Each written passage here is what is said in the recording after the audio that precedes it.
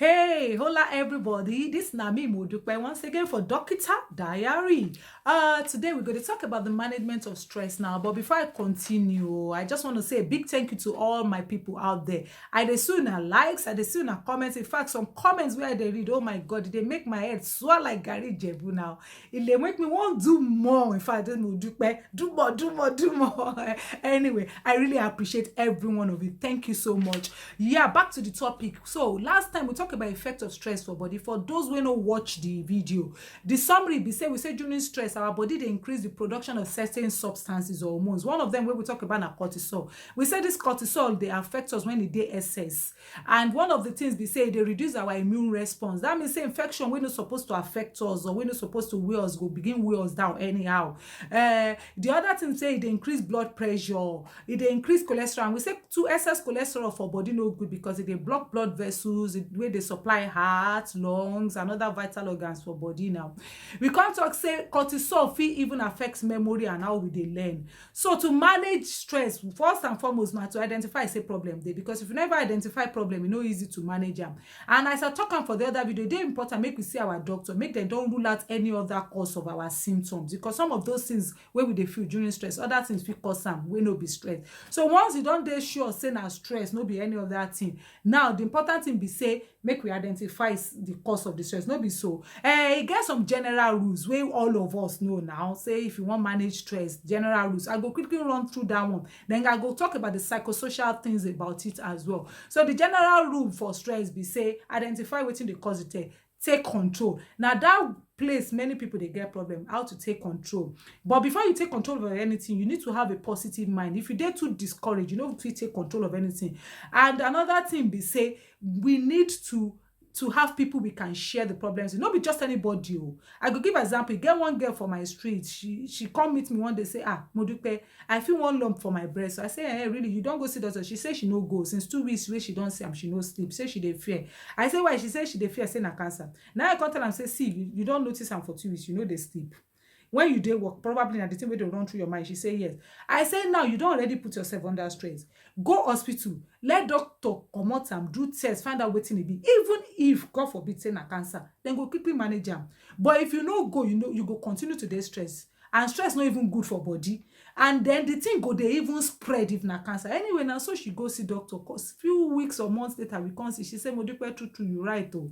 No be even cancer. They say na fibroadenoma. I just laugh. Say, see, you just dey worry yourself. So e good make we identify the cause of the stress and share the problem, not just with anybody, but person wey fit help us now. Even if the person no fit do anything physically to help, if he give words of encouragement, if he be a shoulder wey we fit lean on.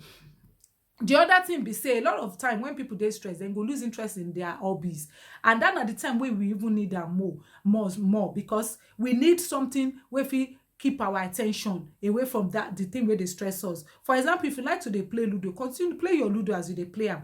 No run away. During stress as well, some people go avoid all dem friends. E no good. That is the time you need people support more. No run away from people. Like dem go talk am, a problem wey you share is half solved already. The other thing be say e dey very important make we have our own personal time. Me, I dey call am my me time.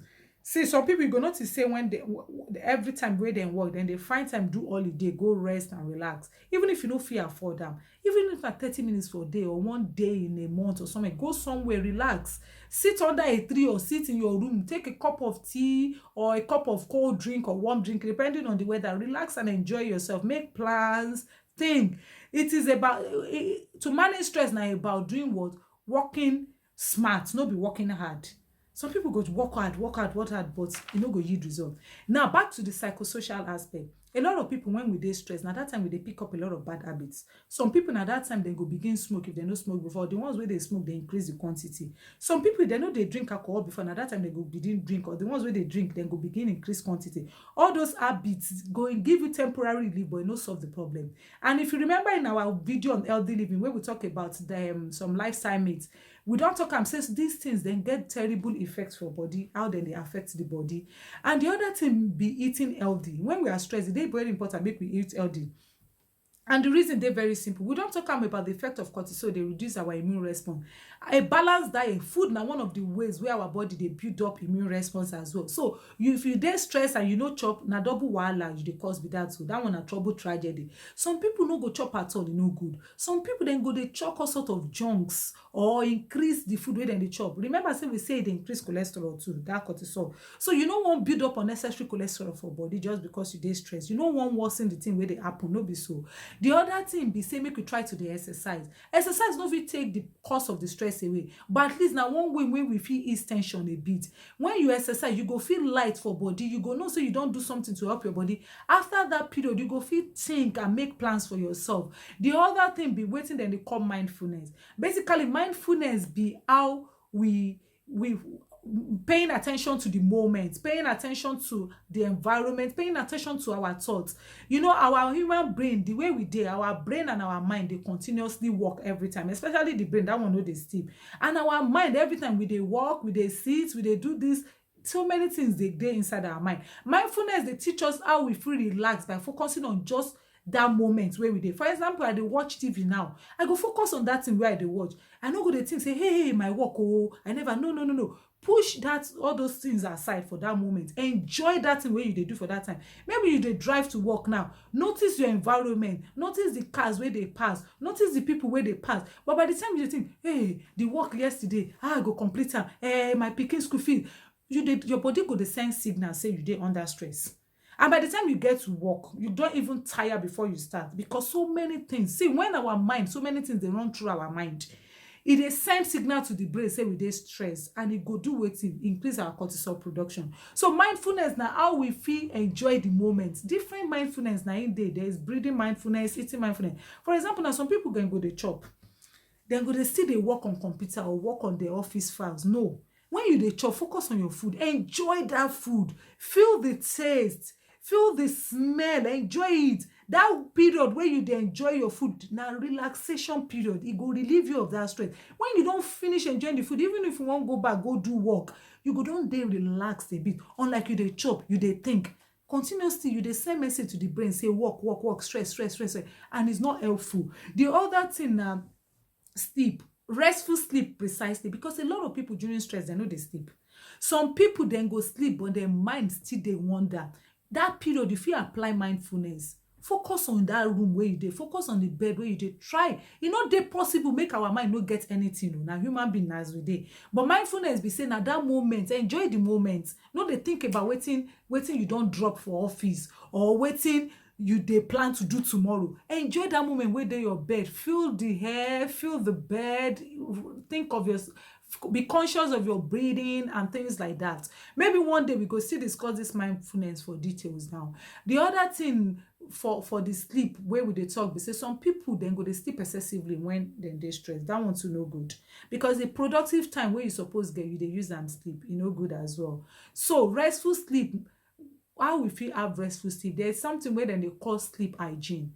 Like hygiene na wey we know how we dey clear, tidy up things. Sleep hygiene are the practices and habits wey we fit do to help us prepare for sleep, so that we go have good sleep and wake up alert, and our brain go dey kpam and begin make plans. So how we fit have restful sleep?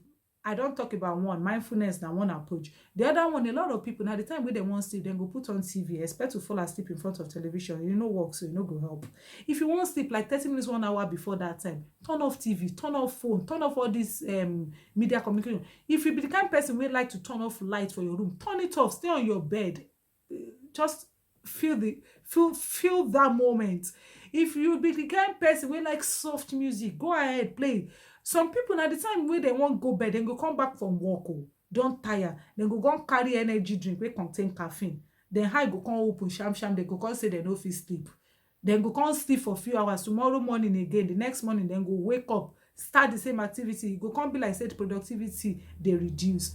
And lastly, my people, sometimes we go try all these things wey I don mention, and you go still feel stress, like no improvement. For example, certain stress wey we no fit do anything about, like people wey get terminal illness, for example, the condition dey there, e no go. Some people go come dey so stressed say their mood go dey very low, wey be say they just no happy at every point in time, or they don't even get thought say I won't kill myself, make them kill themselves.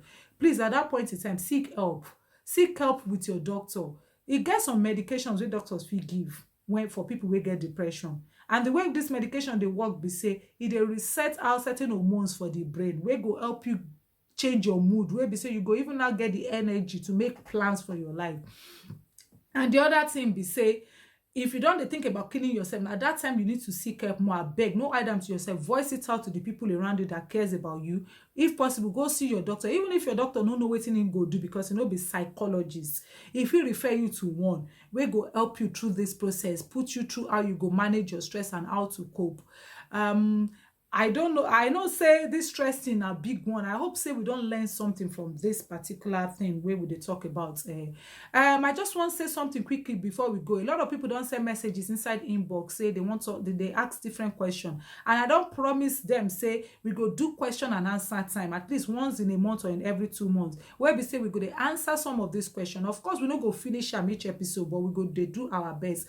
Once again, my people, I beg make we try manage our stress. So if you don't try and you know work, seek help. Oh, no keep am to yourself. Oh, now me Modupe for Dr. Diary. I appreciate all of you now once again for listening to this program. Stay blessed and thank you very much. Bye bye.